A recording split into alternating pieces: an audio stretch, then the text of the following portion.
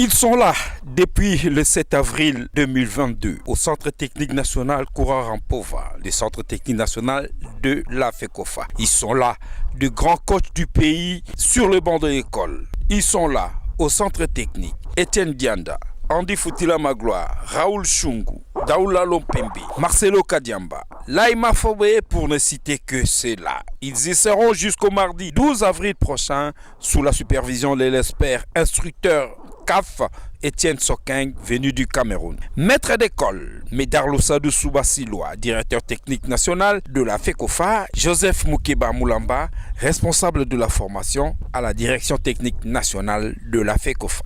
Les premiers enseignements ont porté sur le grassroots, le football de base. La séance de football de base et l'organisation des tournois grassroots ont été les communications de Etienne Sokeng, instructeur CAF. Le directeur technique national, Médard Losadou Soubasiloa, nous en parle. La direction technique, pour répondre de manière efficace à toute cette problématique du talent, et de la découverte du talent congolais, du suivi du talent congolais, de l'orientation du talent congolais, afin de pouvoir constituer des équipes nationales dignes de soi, qui regorgeraient en leur sein les meilleurs talents de notre pays. Et donc nous avons prévu dans ce contenu de cours le grassroots, et qui est au fait le cadre qui permet aux enfants de la catégorie de moins de 12 ans, donc les plus jeunes, de participer à des jeux, à forme de tournois, aux formes de fêtes sportives, et qui permettra, sans leur donner des orientations, mais ça permettra de découvrir ce talent inné. Voilà.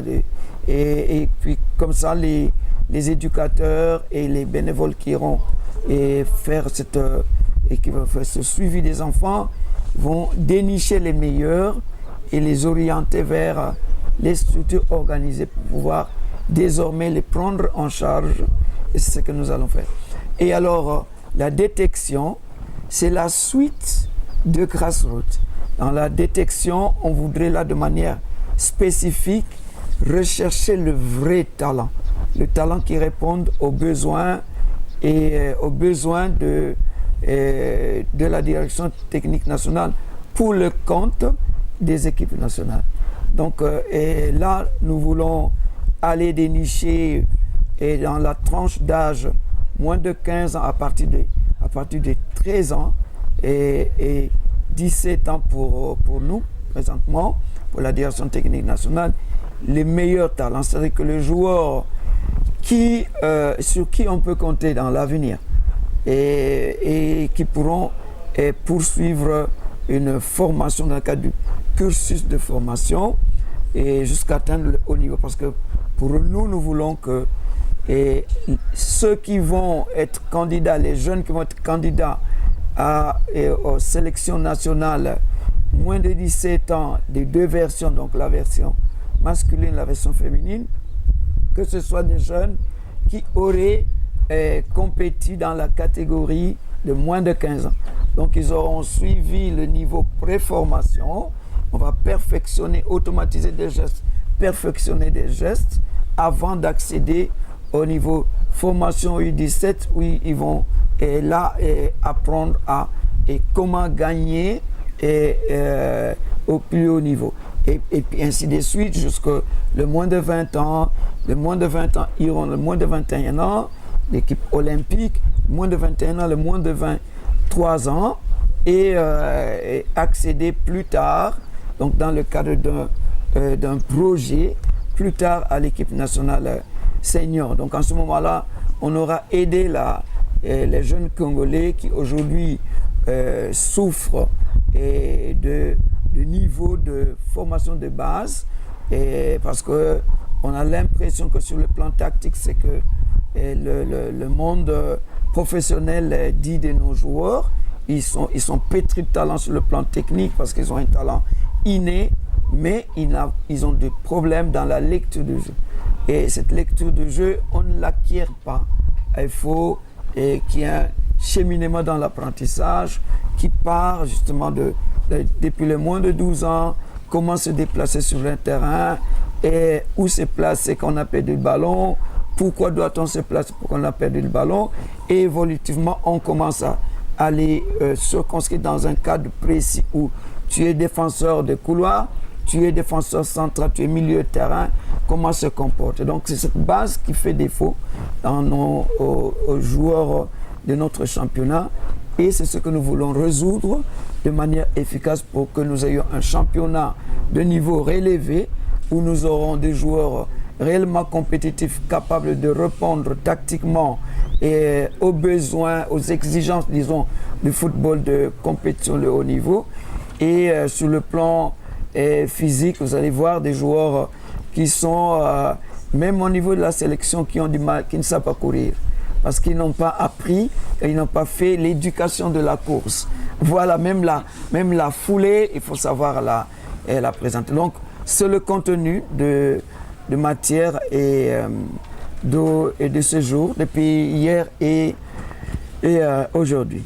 Ensuite, le directeur technique national DTN Médard Loussadou Soubasiloa a planché sur l'entraînement selon les étapes d'apprentissage. Une séance cadre, la coordination chez les U9, les enfants de moins de 9 ans des écoles primaires. Aujourd'hui, moi, je suis intervenu sur les phases de développement et les étapes d'apprentissage. En fait, l'enfant qui est né par la croissance de l'enfant et suit un certain nombre d'étapes.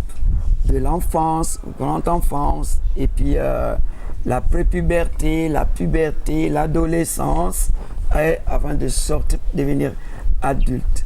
Et ces phases, il faut qu'on les connaisse pour ne pas donner, pour donner un contenu et un contenu d'entraînement qui cadre avec l'aptitude de l'enfant, l'habilité de l'enfant. Et parce que sur le plan physiologique et sur le plan, il faut tenir compte des aspects physiologiques, donc l'adaptation de l'organisme à l'effort, et sur le plan psychologique, le mental et la capacité de se concentrer de l'enfant. On sait qu'à une certaine tranche d'âge, la concentration de l'enfant est limitée et l'enfant peut pleurer parce qu'on ne lui donne pas le ballon. L'enfant peut pleurer parce que l'équipe vient d'encaisser. Et donc, toutes ces étapes-là doivent être respectées. Et c'est pour cela qu'il ne faut pas confier les enfants dès les bas âges à celui qui veut. Et c'est ce qui se passe encore aujourd'hui. Il y a beaucoup de bénévoles qui sont vraiment enthousiastes, qui aiment bien, qui veulent bien et qui participent. Et il faut le reconnaître, qui participent à l'encadrement de nos enfants.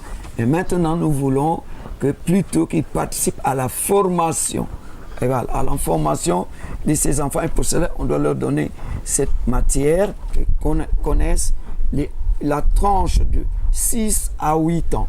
Qu'est-ce qu'il faut leur donner? Quelles sont les caractéristiques des enfants dans cette tranche d'âge sur les différents aspects physiologiques, anatomo-physiologiques et sur le plan mental et sur le plan de l'intelligence. Et après la phase de 8 à 10 ans. Et puis après les 11 et 12 ans pour terminer la première étape de la formation et on se concentre sur le plan footballistique avant de rentrer dans la préformation qui sera une autre matière. Ça, c'est le contenu qui concerne le moins de 15 ans. Donc, c'est le contenu qu'on a donné aujourd'hui. C'est sur justement ces différents aspects. Quelles sont les caractéristiques des enfants, les différents âges que je viens de citer et quel est le contenu de matière à donner et de quelle manière il faudra les donner. Là, nous irons sur le terrain pour justement faire des illustrations parce que tout entraîneur, beaucoup d'entraîneurs, ils ont des diplômes, ils pressent au haut niveau, en première division. C'est pas évident et c'est pas la même attitude qu'on va adopter lorsqu'on est devant des enfants qui, pendant que le ballon est parti loin, lui, il est resté parce que lui, il ne préfère pas courir, il préfère rester derrière.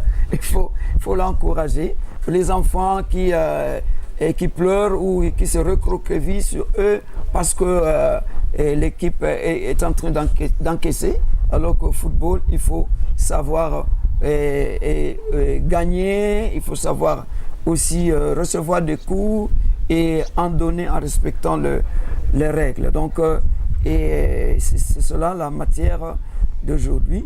Au fait, il faut savoir que ce que nous formons aujourd'hui, ce n'est pas des entraîneurs, c'est des contenus qu'ils ont déjà reçus et qu'ils ont suivis lors de leur formation parce que le stage reçoit les détenteurs de la licence A. Donc c'est le top, c'est le sommet dans notre football. Et mais nous avions voulu que ce soit ainsi parce qu'ils ont des prérequis pour pouvoir aller transmettre à leur niveau et au niveau plus bas de la formation. Mais nous revenons sur ces contenus de manière différente.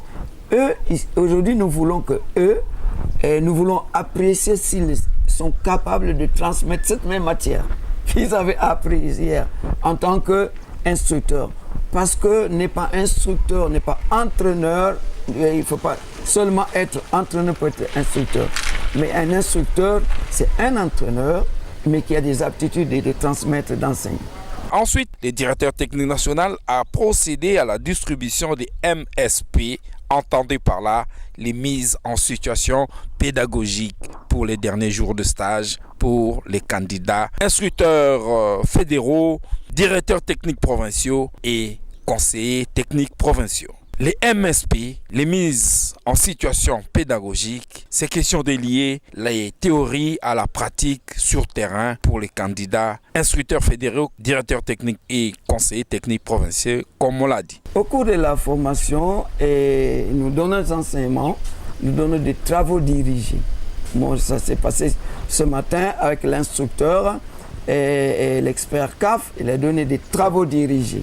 Donc nous sommes là en tant que des mentors, une matière est donnée, on le présente et nous pouvons ensemble évaluer et apporter des améliorations dans la présentation de contenu. Et va venir les travaux pratiques. Les travaux pratiques, c'est là, en fait, les MSP. La mise en situation, là, l'étudiant va préparer sa matière, qui va aller seul. Il va les dispenser. Et alors cette fois-ci, on aura donc un qui sera instructeur, qui va évaluer un entraîneur. C'est différent de lorsqu'ils sont eux-mêmes stagiaires pour présenter une matière. Voilà, donc là aujourd'hui, il y a dans la manière de leur prestation sur le terrain, c'est ils seront instructeurs. Si tu es instructeur, dans la situation de l'instructeur, comment va-t-il évaluer l'éducateur en formation? Alors hier, ils étaient en tant qu'entraîneur, dans la formation d'entraîneur, c'est lui qu'on évalue à comment il va transmettre la matière aux joueurs. Maintenant, comment il va transmettre la matière et assurer l'accompagnement d'un entraîneur en formation. Voilà la différence. Ce vendredi 8 avril, les 3 formateurs des formateurs se sont étendus respectivement sur les stades de développement pour enfants de 6 à 8 ans pour les directeurs techniques nationaux, Médard Loussadoussou Basilois. Le plan d'apprentissage, une communication du responsable de la formation de la DTN FECOFA, Joseph Moukeba Moulamba. Et enfin, l'instructeur CAF, Étienne Soquinck, a développé sur la détection avant la séance en atelier des 6 à 9 ans.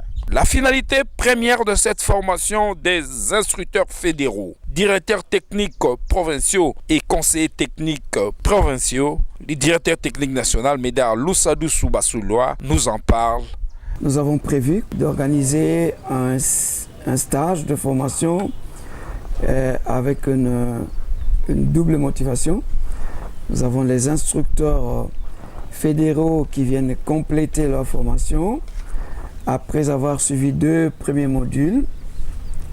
Et celui-ci, c'est le dernier module, le 3e, qui est axé sur le contenu et des enseignements à la licence D, et parce que ça va leur permettre désormais de pouvoir relayer les membres de la direction technique nationale pour transmettre la formation aux candidats à la licence D ainsi que la licence C fédérale dans un premier temps et CAF. Et là-dedans, nous avons associé le directeur technique provinciaux et les conseillers techniques provinciaux. Il faudra s'habituer désormais parce que la direction technique nationale voudrait déployer ces actions dans les provinces. On a obtenu auprès de l'exécutif de la fédération la désignation de ces cadres, de ces hauts cadres, donc qui vont prester au niveau des provinces et jusqu'au niveau des districts et pourquoi pas plus tard au niveau des communes, donc les ententes.